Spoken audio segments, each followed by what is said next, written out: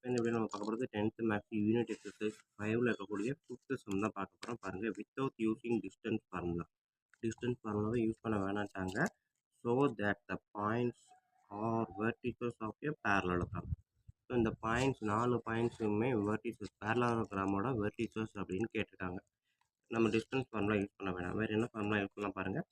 இப்போ இது 4மே 4 சைடு அப்படின்னா பேரலோகிராமை பொறுத்த வரைக்கும் ஆப்போசிட் சைட்ஸ் ஆர் பேரலல் அப்படின்றது கன்ஃபார்ம் பண்ணிடலாம். ஓகேங்களா?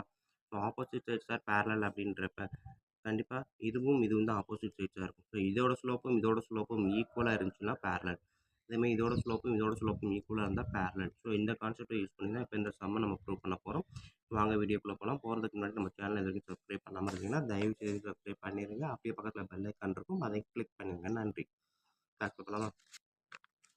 கொடுத்துருக்க பாயிண்ட்ஸை நான் ஃபஸ்ட்டு எடுத்து எழுதுகிறேன். பாயிண்ட்டு ஏன்ற பாயிண்ட் எடுத்துட்டா -2, -1, 4,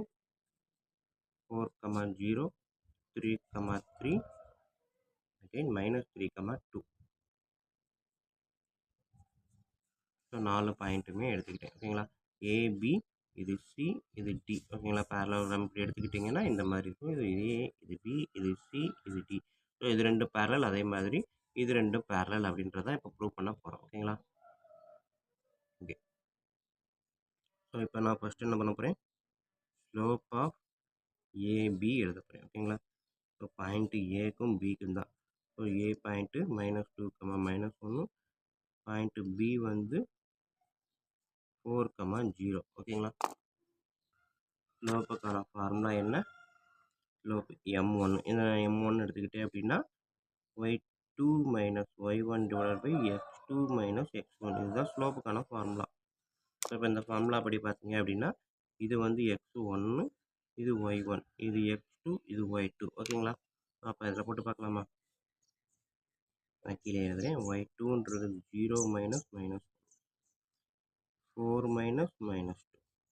so minus into minus plus 1, 4, minus into minus plus 2. So 1/6 அப்படின்றது m1. ஓகேங்களா? ஸோ இது ஸ்லோப்பு ஏபி. நெக்ஸ்ட்டு நான் என்ன பண்ண போகிறேன், ஸ்லோப் ஆஃப் பிசி எடுக்க போகிறேன்.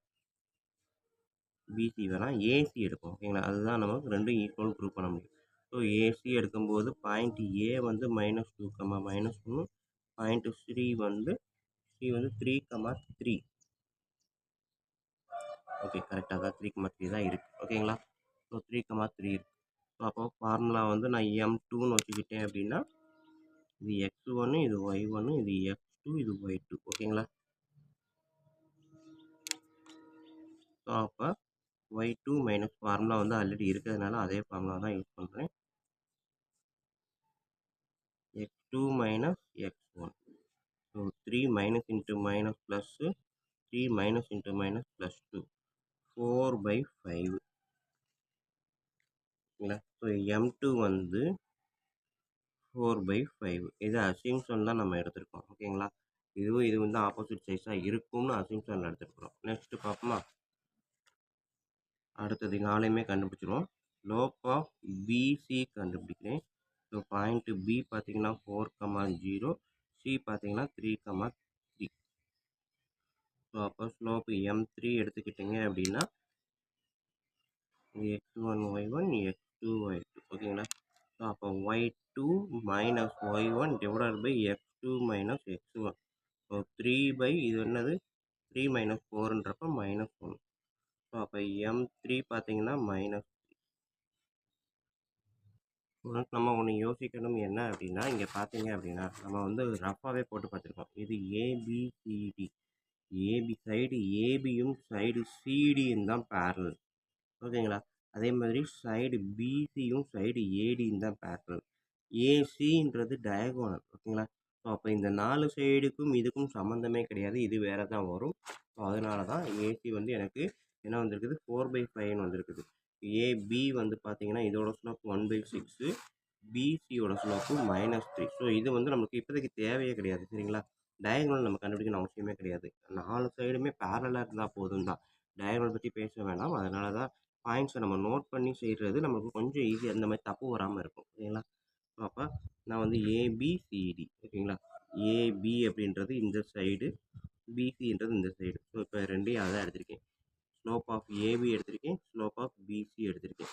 நெக்ஸ்ட்டு ஸ்லோப் ஆஃப் சிடி கண்டுபிடிக்க போகிறேன், அடுத்து ஏடி கண்டுபிடிக்க போகிறேன். ஓகேங்களா, கண்டுபிடிக்கலாமா? ஸோ ஸ்லோப் ஆஃப் சிடி ஓகேங்களா, அதாவது பாயிண்ட் சி வந்து பார்த்தீங்கன்னா 3,3, பாயிண்ட் டி வந்து பார்த்தீங்கன்னா -3,2. ஸோ அப்போ ஸ்லோப்பு M4 வைக்கிறேன். ஏன்னா M1 M3 இந்த M2 கேன்சல் பண்ணதுனால இதை M2ன்னு கூட வச்சுக்கிறேன். ஓகேங்களா, M2 எடுத்துக்கிட்டேன் அப்படின்னா y2 minus y1 divided by x2 minus x1.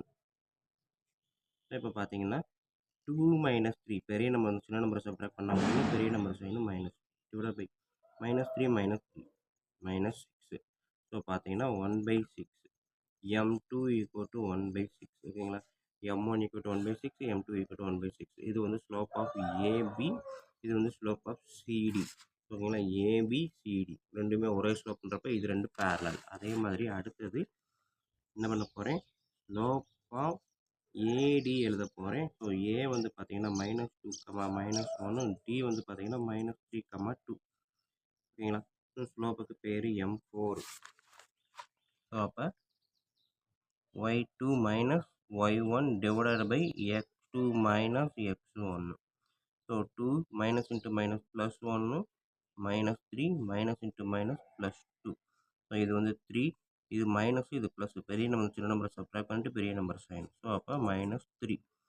M4 equal to -3, M3 equal to -3 ஓகேங்களா. therefore என்ன பண்ணலாம், slope of AB equal to CD and BC equal to AD ஓகேங்களா. therefore AB parallel to CD, BC parallel to AD ஓகேங்களா student. So இவ்வளோ தான் அவங்க கேட்டிருக்குது. நம்ம ஆப்போசிட் சைட்ஸ் ஆர் parallel அப்படின்னா therefore vertices எழுதிடணும். A comma B comma C comma D are form a quadrilateral. சரி, என்ன கேட்டிருக்கோம், பேரலோகிராம் ஓகேங்களா. பேரலோகிராம் தான் opposite side sorry. So parallelogram அப்படின்னு எழுதிடலாம் ஓகேங்களா ஸ்டூடெண்ட்ஸ். ஸோ இவ்வளோ தான் இந்த எக்ஸசைஸு. ஸோ வீடியோ பாருங்கள், கண்டிப்பாக ஈஸியாக புரிஞ்சிருக்கும் நம்புறேன். அப்படி புரிஞ்சிருந்தது அப்படின்னா கண்டிப்பாக லைக் பண்ணுங்கள், கமெண்ட் பண்ணுங்கள். அதோடு இல்லாமல் உங்கள் நண்பர்களுக்கு ஷேர் பண்ணுங்கள் ஓகேங்களா. கொடுத்துருக்க 4 பாயிண்ட்டையும் நம்ம 4 வெர்டிசஸாக கன்சிடர் பண்ணணும். ரஃபாக ஒரு படம் நமக்கு புரிஞ்சதை போட்டு பார்த்தீங்கனாலே இன்னும் நிறையா கரெக்டாக புரியும், தப்பு வராமல் செய்யலாம் ஓகேங்களா.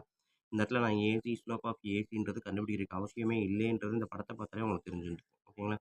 ஏபிசிடி. ஸோ அப்போ ஏபியும் சிடியும் ஆப்போசிட் சைட்ஸு, பிசியும் ஏடியும் ஆப்போசிட் சைட்ஸு அப்படின்றத நம்ம கண்டுபிடிச்சிட்டாலே போதும்.